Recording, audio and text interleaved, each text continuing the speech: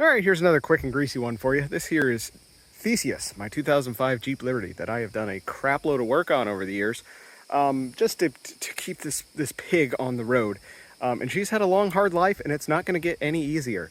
But one of those issues that has become particularly problematic recently is she just chooches through oil. She's been, sucking down a lot of oil. She's got a lot of blow-by. The PCV eats a lot of oil.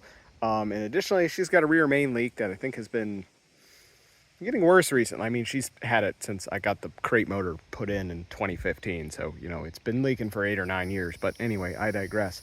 It's starting to get a little bad because if I run this oil any longer in about 4,000 miles, I'm almost get it down to there's 3 quarts left in the sump, and it's a 5.5 quart system. So that is not good for the longevity of an engine, especially when it's boiling hot out here like this. It's good to have a lot of oil capacity. But anyway, so in order to remedy that, rather than pulling the engine and rebuilding it like I should, I am instead going to use snake oil.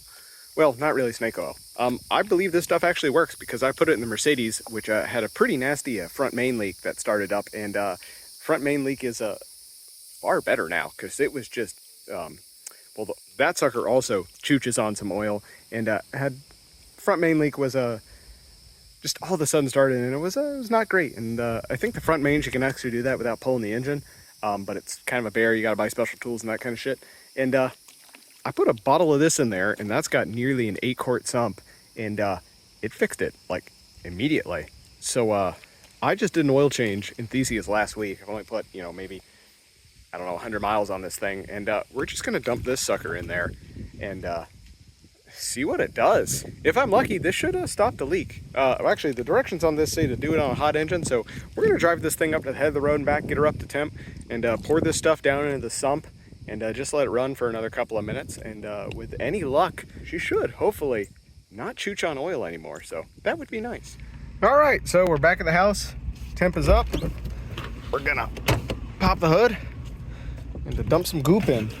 And I don't know if I'm supposed to run this on a running engine. Whatever. What's the worst it could do? Totally brick the engine? Probably. Yeah, we're just gonna shut that off just to be careful. All right, so instructions call for 1.3 to 1.5 ounces per quart in a hot engine. So you can see the amount of condensation this thing builds up, which is just because the humidity here is just absolutely god-awful. And I only drove this thing for about 10 minutes just now. But anyway, hot engine, SealFixx, going right into the crank, full 8 ounces. I think it's a skosh more than you're supposed to add. But I'm not going to tell the police if you don't. So that's some of the goopage we're dealing with. That's some more of it, and the rear main leaks. So the PCV is chooching on oil. We got too much condensation in the crankcase due to high humidity and high heat, and a really, just severe dew point that we get. And we're leaking out of, I think that's one of the bolts from the water. No, the water pump's right there, so it's not it. It's one of these bolts holding the timing chain cover on underneath the power steering pump that's leaking. Rear main leaks. I don't think the front leaks. No, I don't think the front main leaks. So those are our primary oil leaks. And yeah. All right, 271, 808 on the odometer. Let's see if this Lubegaurd SealFixx does anything to my oil consumption. We have a fresh thing of oil, 5.5 quarts with the SealFixx added. All right, we're up to 24676. So let's pop the hood and see what that Earl looks like. Haven't cleaned her, let's just give her a gander. And looks well, like it's got 2,500 miles on it, but it looks like there's plenty in there. All right, we got a clean dipstick. So thread her on down into the hole. See what kind of brown fluids come out. Also made sure the Jeep was level, and well, it doesn't look like we've lost a damn drop of oil, so that's good. That means I'm not really consuming it all that much. And it seems to just have been leaking out under pressure from the rear main. Awesome. well, let's put another about 2,500 miles on this and see if we still have a full thing of oil. Because tell you what, she was chooching through it before, and this is a marked improvement so far. So I know it's very early in the game and I'm not quite to that oil change, but I think I am quite impressed. All right, it's the butt crack of dawn again, and we're gonna drive up to the other end of the state again, and that should give me about 500 more miles on the Jeep, and that should be just enough before we need to do an oil change. And so we'll see how well this SealFixx actually worked, and if it did, that would be fantastic. I'll have to grab myself another jug of that. And I'm really hoping this SealFixx performed a miracle, because, well, just even the with how pricey that stuff is, that will save me more money in the long run than having to do oil changes every 3,000 miles like I've been having to do recently after this leak got so bad. So we shall see. Well, we definitely up here. There's like mountains and shit. I still don't know why they pile all this dirt up in these big piles up here. They could use it, you know, for so many other purposes, like making everything less bumpy. I don't get mountain people. I don't know why they put all these big dirt piles everywhere. Alrighty, today's the day. I think we're pretty much right at 6,000 miles since last oil change, and we're gonna see whether or not that did anything. All right, now that she's had a couple minutes to settle, let's plunger down in there and see just what we got on the stick. And it looks like we're just a hair under the hash mark at 6,000 miles, which is much better than we were before. It's not perfect, but, you know, considering active, you know, valve cover leak going on, the fact that this thing probably hasn't fully percolated from when I drove it over here, and that's at 6,000 miles rather than like 3,000 when I was having to change the oil last time, I'd say this is a tremendous success. So all I need to do now is drain this oil out and then pour that back into a jug from the drain and see just how much oil we actually still have in it, because as I showed you before, it was like what, like 3 quarts? I have a 5.5 quart sump that was left. It might even been 2.5.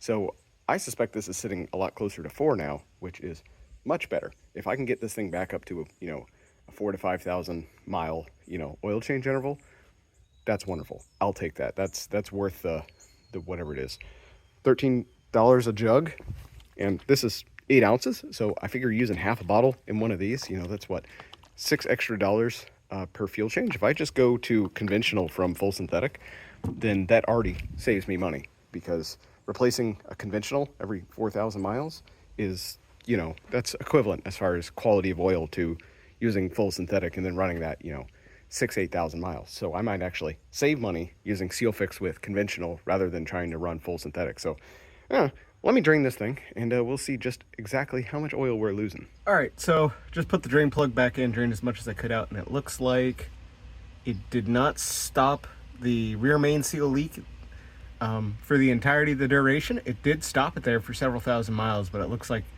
the SealFixx must get consumed, I guess, just through regular oil wear or something, because it's not sealing it anymore. But it was doing some miraculous work there for a little bit. But I also noticed that there was a drip on the bottom of the front differential. I checked that, and it's power steering fluid. So I'm not worried about that other wet spot on the front of the engine anymore. That's just the same power steering fluid leak I've had for forever. I think it's the seal down there on top of the input shaft for the rack and pinion. So I'm not worried about it. I've been babying that for what, like 7-8 years now, and it's fine. All right, all the Earls drained, even drained the oil filter out, because we're actually looking for volume here. Have new oil filter in, fill cap is in, and all that's left to do is put some more goop in it. All right, so my plan is, if you haven't figured it out already, is I'm just going to pour this horrid spunk into this here oil jug, which conveniently has a gauge on the back. So we'll be able to see how much oil we actually lost. So we put in 5.5 quarts. So anything we see below, well, that's So anything that, you know, doesn't fill this jug all the way to the brim is oil that we lost. And, you know, it's normal to lose some oil. So if I see anything above 4, that's pretty good in my book, you know, especially considering there is just a little bit of loss, just a couple of ounces, just, you know, from stuff that doesn't get out of the engine that's sitting on the, you know, on the valve cover, you know, that gets stuck in the pan in between pour, all that stuff. So anyway, I'm going to pour this in here, and we shall see just how well we did and whether or not SealFixx did anything worthwhile to my Jeep. I think it did. It appears that it did, but we'll let the jug tell us. All right, well, there we go. Ignore the chunks. Those came off the engine, not from in the engine.